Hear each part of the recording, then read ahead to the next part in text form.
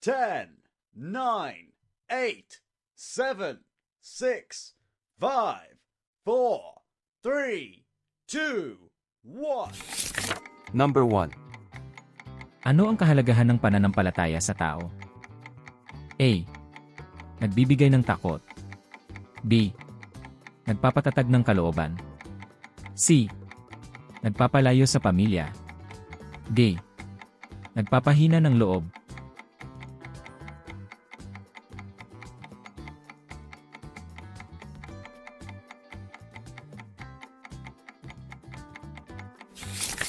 Number 2.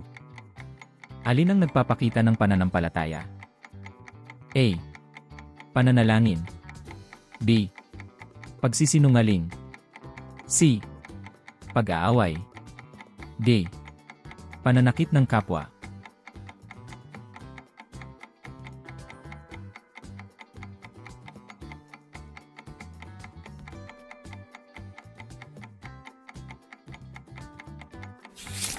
Number 3. Ano ang dapat gawin upang mapalalim ang pananampalataya? A. Maglaro buong araw. B. Magbasa ng banal na aklat. C. Matulog palagi. D.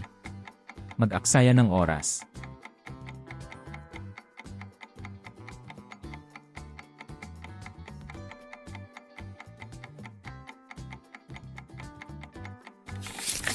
Number 4. Ano ang naitutulong ng pananalangin? A. Nagdudulot ng problema. B. Nagbibigay gabay at lakas. C. Nagpapahina ng isip. D. Nagpapalala ng galit.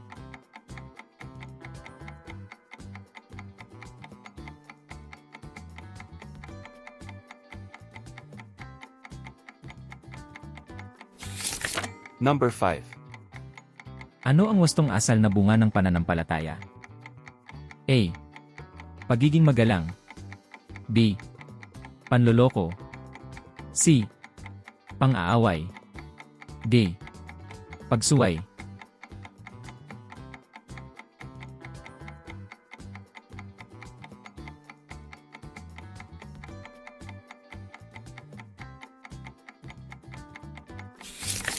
Number 6. Ano ang dapat gawin sa banal na aklat? A. Pabayaan. B. Ingatan at gamitin ng wasto. C. Sulatan kung saan-saan. D. Itapon kapag luma na.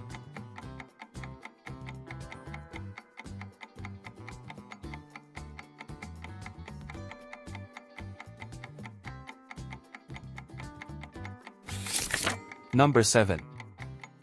Bakit mahalaga ang banal na aklat? A. Dahil pampalamuti lamang. B. Dahil naglalaman ito ng mahahalagang aral. C. Dahil mahal ito. D. Dahil makapal ito.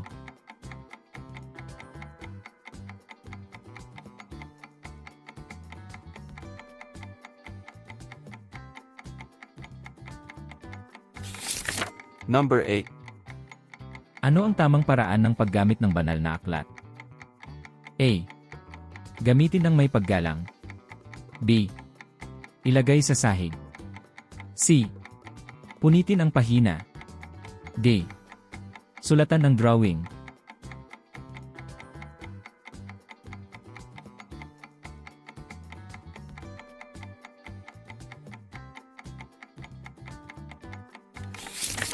Number 9. Ano ang layunin ng pagninilay sa banal na aklat? A. Maglaro. B. Maunawaan ang mga aral. C. Matulog agad. D. Magyabang sa iba.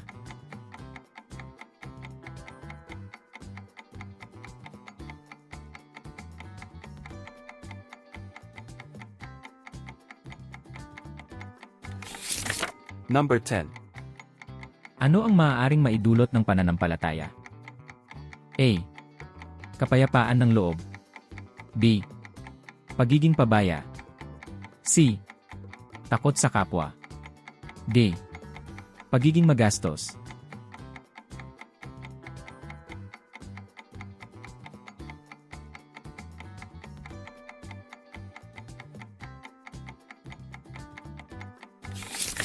Number 11. Ano ang halimbawa ng patapong gamit teknolohikal? A. Lumang cellphone. B. Papel. C. Pagkain. D. Damit.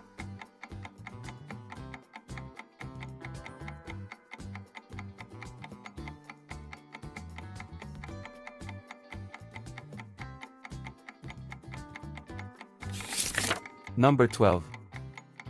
Ano ang wastong paraan ng pagtatapon ng gamit teknolohikal? A. Itapon kung saan-saan. B. Iresiklo o dalhin sa tamang tapunan. C. Sunugin agad. D. Iwan sa kalsada.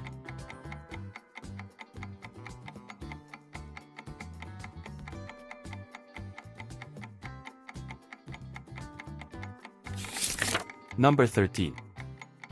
Bakit mahalaga ang wastong pamamahala ng e-waste? A. Upang dumami ang basura. B. Upang mapangalagaan ang kalikasan. C. Upang magkaroon ng polusyon. D. Upang masira ang lupa.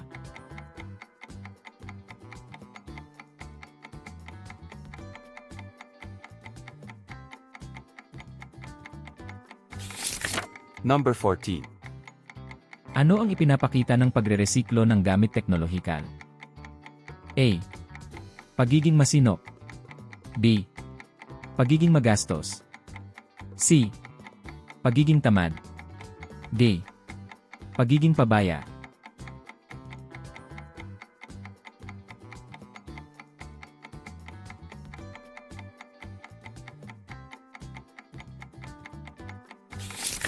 Number 15.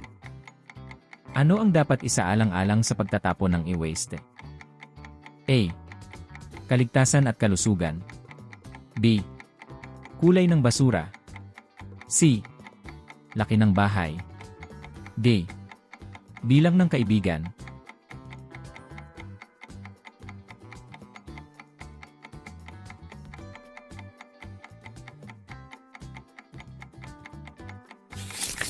Number 16. Ano ang kahulugan ng road sign? A. Palamuti sa daan. B. Paalala at babala sa kalsada. C. Laruan sa lansangan. D. Isang uri ng sasakyan.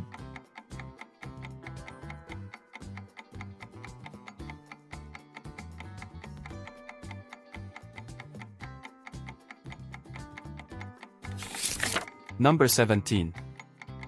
Bakit kailangang sundin ang batas trapiko? A. Upang maiwasan ang aksidente. E. Upang bumagal ang biyahe. N. Upang dumami ang sasakyan. A. Upang matakot ang tao.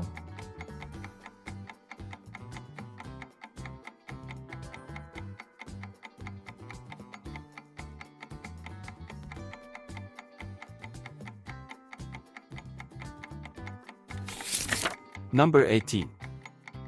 Ano ang dapat gawin kapag pula ang ilaw trapiko? A. Tumawid agad. B. Huminto. C. Tumakbo. D. Maglaro sa daan.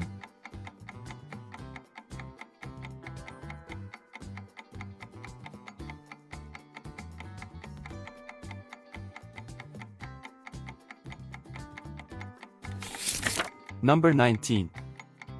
Ano ang ipinapakita ng pagsunod sa batas trapiko? A. Pagiging pasaway. B. Pagiging masunurin. C. Pagiging makasarili. D. Pagiging pabaya.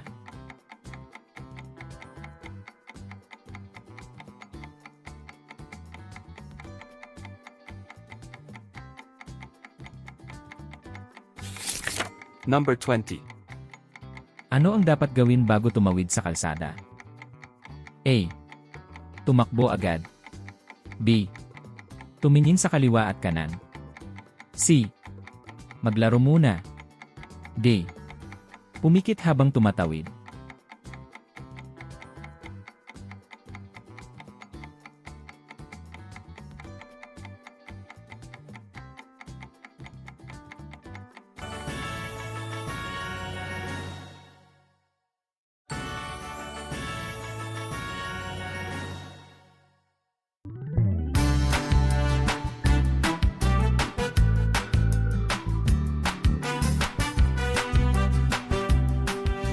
Thank you for watching. Please like, share, and subscribe for more lessons. Don't forget to hit the bell. See you in the next video.